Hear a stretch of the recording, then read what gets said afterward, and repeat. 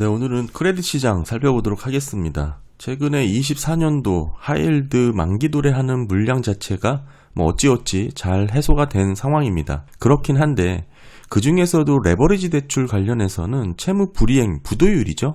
8월달 4.47%로 7월달 4.03%에서 가파르게 상승하는 것으로 나왔습니다. 하이힐드라고 하면 트리플 B에서 트리플 C 등급까지의 저신용 기업들을 담보로 만든 채권이고, 하이힐드 회사채로 조달이 어려운, 한마디로 대출을 해주는 그런 부분도 있습니다. 레버리지 대출이라고 얘기를 하는데 이 부분은 이제 또 변동금리로 측정이 되고 있기 때문에 오히려 시차 없이 바로바로 기업들의 부담을 엿볼 수가 있습니다. 오른쪽 차트죠. 부도율이라고 보실 수가 있고, 이 파란색이 레버리지 론이고요. 초록색이 하이힐드 채권의 부도율입니다. 과거 평균적으로 하이힐드의 채무 불이행이 오히려 더 높은 수준을 유지를 해왔어요. 그러다가 이번에 들어서면서부터 이 파란 선, 레버리지 론이 역전된 상황입니다. 과거 평균과 다른 흐름이 나타나고 있는 것이죠. 대체적으로 하이힐드의 채무 불이행률은 평균이 4.1%고요. 레버리지 론은 평균이 2.7%입니다. 훨씬 레버리지 론이 채무 불이행률이 더 낮다, 이런 흐름이 오랫동안 이어져 왔다, 이렇게 볼 수 있는데 이번 연도는 특이하게 이 상황이 역전돼서 레버리지 대출의 채무 불이행이 하이힐드보다 높은 상황이 이어지고 있습니다. 이 말은 이 레버리지 대출의 위험성이 하이힐드 채권 대비 오히려 더 상승했다라고 볼 수가 있는 것이죠. 제가 예전부터 한 1년, 2년 전부터 이번 금리 인상 사이클의 가장 큰 리스크는 상업용 부동산을 포함한 CLO의 부실화를 지적하는 것이 있습니다. 사실 이런 면모로 레버리지 대출의 채무 불이행률이 하이힐드 채권보다 높은 수준을 유지하는 것도 CLO의 부실화 우려와 무방치 않다, 이렇게 볼 수가 있겠죠. 전반적으로 전체 레버리지 론 대출의 규모가 1.5조 달러 정도로 보시면 되고, 한 70% 정도를 이 CLO가 차지를 하고 있다, 이렇게 보시면 돼요. 전반적으로 CLO가 뭔지 궁금하신 분들은 제 영상 예전 거 좀 찾아보시면 몇 개 있습니다. 특히 이제 이 하단에 있는 08년도 금융위기를 불렀던 게 CDO였거든요. 근데 이번에는 CLO가 될 가능성이 높다. 제가 오래전부터 언급을 드렸던 내용이니까 CLO 관련해서 궁금하신 분들은 이거 검색하셔서 한번 찾아보시면 좋을 것 같고요. 사실 금리 인상 구간에 레버리지 론 채무 불이행률이 높아지는 건 당연하겠죠. 과거는 하이힐드 채권 채무 불이행도 같이 높아졌습니다. 다만 이번에는 하이힐드의 수요가 풍부하다 보니까 조금 다른 양상이 나타났는데, 흐름 자체를 이렇게 보시면 좋을 것 같아요. 팬데믹을 지나면서 미국 기업들은 선제적으로 자금 조달 계획을 수립을 했습니다. 높은 고금리 부채를 저금리로 전환했다라는 뜻이죠. 제로금리였기 때문에 충분히 재무 상황을 이렇게 조절했을 가능성이 높고요. 그러다가 금리 인상이 시작이 되었습니다.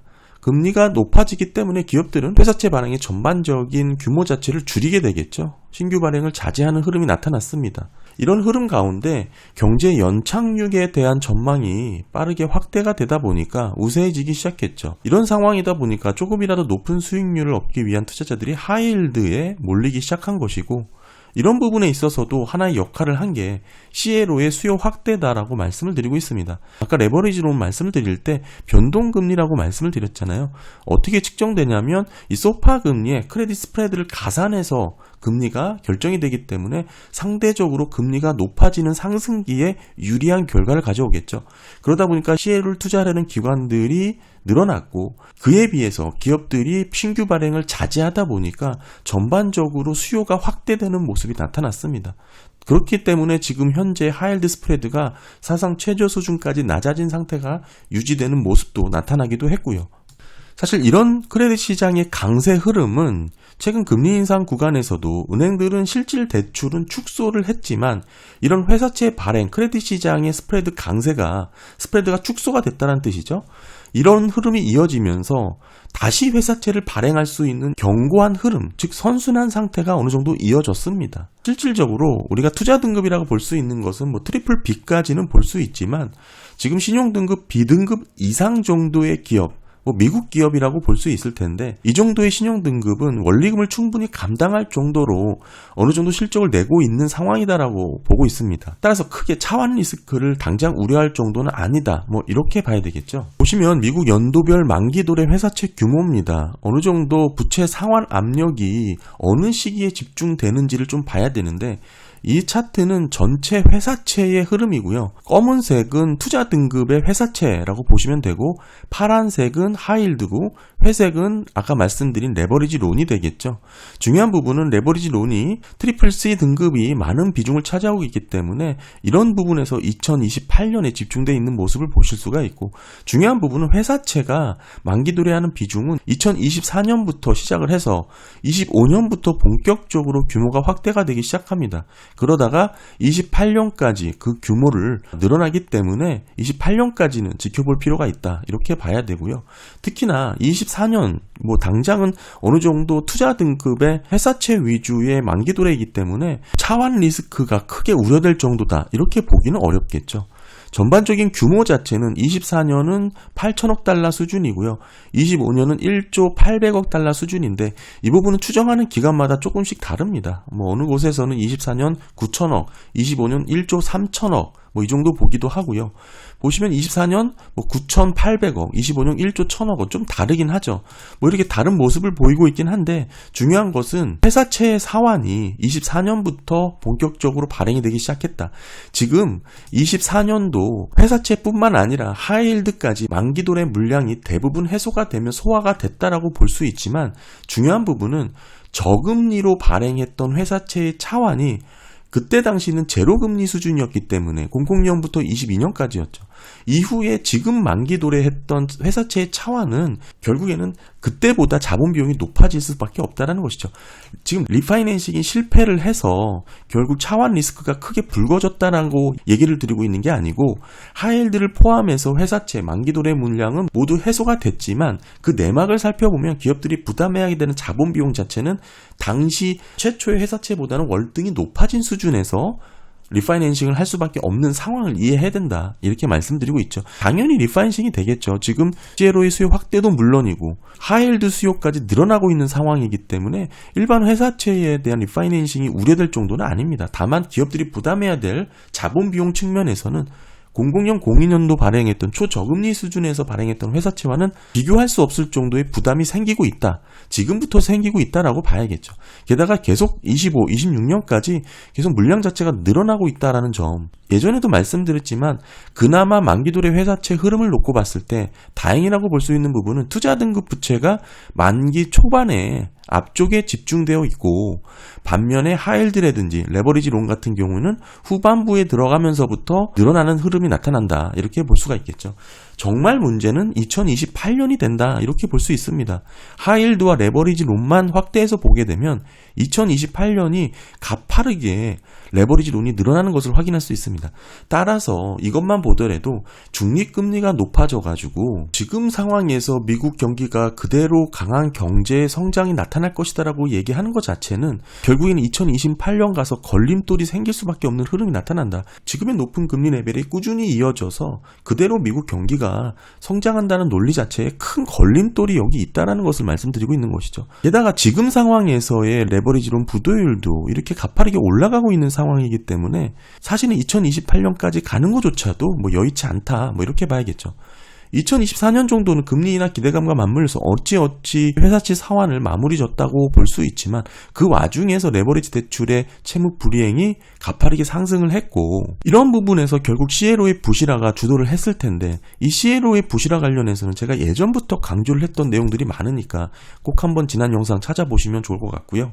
결국 이 CLO에 대한 부분은 상업용 부동산하고도 맞물려 있는 부분이 많기 때문에 한 3가지 정도 함께 보시면 좋을 것 같습니다. 사실 원래 하이힐드 채권이 24년도 만기 도래한 게 잘 넘어갔다고 하더라도 원래 애초부터 하이힐드는 2년 동안 만기 도래하는 채권 자체의 비중이 많지가 않았습니다. 이마저도 금리 인하 사이클의 기대감 때문에 잘 소화될 것이다라는 게 어느 정도 시장의 컨센이었어요. 이런 배경 가운데 계속 유지되어 왔던 CLO의 지속적인 수요 강세 증세가 있었기 때문에 하이힐드 채권 자체의 스프레드가 낮은 수준을 유지할 수 있었다, 이렇게 볼 수가 있는 거고, 게다가 과거에 비해서 하이힐드의 구성 비중 자체가 상당히 건전해졌다 이거죠.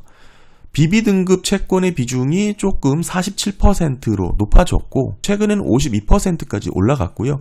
트리플 C 이하 등급은 11%까지 떨어졌습니다. 10년 전 20%였으니까 절반 정도까지 낮아진 것이죠. 그뿐만 아니라 하이힐드 순 레버리지 비율도 3.4배까지 과거보다 낮은 수준으로 유지가 되고 있는 상황이기 때문에 지금의 이런 흐름이 나오고 있다, 이렇게 볼 수가 있고요. 더불어서 24년도 하이힐드 채권하고 레버리지론의 잔여 만기는 전체 시장의 1%에 불과했습니다. 차트 보시면 매우 낮은 비중을 갖고 있는 거 확인이 되시죠? 헷갈리시면 안 되는 게 투자 등급의 회사채 비중 빼고 요 윗부분만 확대해서 말씀드리는 것이죠. 결국에는 가장 취약한 부분이 이런 쪽에 집중될 수밖에 없기 때문에 고금리가 정체되거나 높은 수준에서 금리가 오랫동안 유지된다면 이런 긴축 장기화의 영향이 저신용 등급 업체의 부도와 연체 증가로 나타날 수밖에 없기 때문이죠. 결국 이런 부분은 24년도 추정했던 물량 자체가 조금 뒤로 미뤄진, 연기된 부분도 반영이 됐을 겁니다. 22년도는 사상 최저치의 만기도래 물량이 있었고 23년, 24년 리파이낸싱을 하는 가운데 애초에 파악됐던 만기도래 추정 물량이 축소되는 결과를 나타냈어요. 한마디로 만기도래 스케줄이 뒤로 미뤄지고 있는 것입니다. 2025년 기준으로만 봤을 때 1년 전에는 1420억 달러 만기도래 물량으로 추정을 했었는데 현재 따져봤더니 420억 달러 정도로 줄었다, 이렇게 볼 수가 있는 것이죠. 24년도 마찬가지 흐름이었습니다. 애초의 계획보다 만기도래 물량이 축소가 되면서 결국 24년도 하이힐드 만기도래 리파이낸싱에 대한 우려는 어느 정도 해소가 됐지만 지금 해결해야 될 문제를 뒤로 미뤘다라고 볼 수도 있는 거고, 결국에는 가장 중요한 부분이 해를 거듭할수록 그 물량 자체가 지금의 금리 수준에서 감당하기 어려울 그런 걸림돌이 나타나고 있다. 피크는 2028년이 되겠죠. 이런 상황인데 지금의 중립금리가 높아져서 미국의 구조적인 성장이 지속적으로 가능하다, 이렇게 판단할 수는 없는 상황이죠. 게다가 보시게 되면 2028년은 또 다음 대선이 있는 해입니다.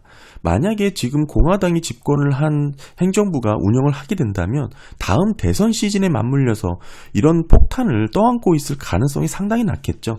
결국은 이런 폭탄을 해결하는 게 임기 초반일 될 가능성이 상당히 높다. 그래야 바이든 정부의 책임으로 돌릴 수가 있기 때문이죠. 따라서 이런 부분의 흐름도 정치 구조학적으로도 맞물리는 부분이 있고요. 결론적으로 정리를 해보면 이렇습니다. 금리 인하가 지연되거나 또는 높은 수준의 금리가 오랫동안 유지되는, 한마디로 중립금리가 높아져서 오랫동안 이런 고금리 상황에서도 미국 경기가 강하게 성장할 것이다, 이렇게만 판단할 수가 없는 게 결국 이런 흐름 자체는 하이힐드 채권 리스크의 상방 압력을 높일 수밖에 없는 거고, 새로운 부실 기업들의 신용등급 강등이 나타나게 될 경우에는 하이힐드뿐만 아니라 회사채 시장 전반적으로 부정적인 영향이 빠르게 확대될 가능성이 높습니다. 더불어서 지금 10년물이 4.1을 가리키고 있는데 이런 상황에서 미국 경제가 견고한 것처럼 보일 수 있겠지만 IMF도 미국의 성장률을 소폭이나마 상향 조정했잖아요. 그렇다면 금리를 내려야 할 이유가 없겠죠. 이 상태에서 그냥 그대로 미국 경기가 꾸준히 성장하기 때문인데 지금 이렇게만 볼 수 없는 게 실제 내막은 그렇지 않습니다. 10년물이 4.5에서 미국 경기가 구조적으로 성장한다는 얘기는 모기지가 7% 수준에서도 부동산 거래가 빠르게 회복된다라고 해석을 해야 되는 내용과 같습니다. 그런데 전혀 그런 모습이 나오고 있지 않잖아요. 지금 모기지 금리가 높기 때문에 부동산 거래가 절벽인 상황입니다. 따라서 이거는 앞뒤가 맞지 않는 내용이다.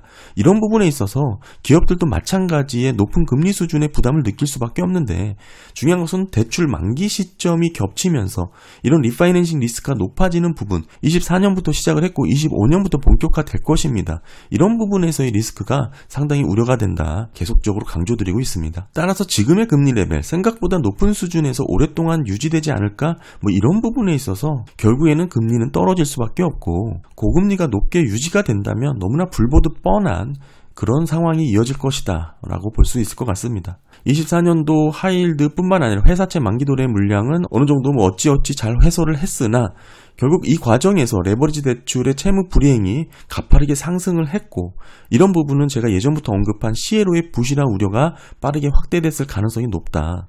이렇게 정리를 할 수 있을 것 같습니다. 네, 감사합니다.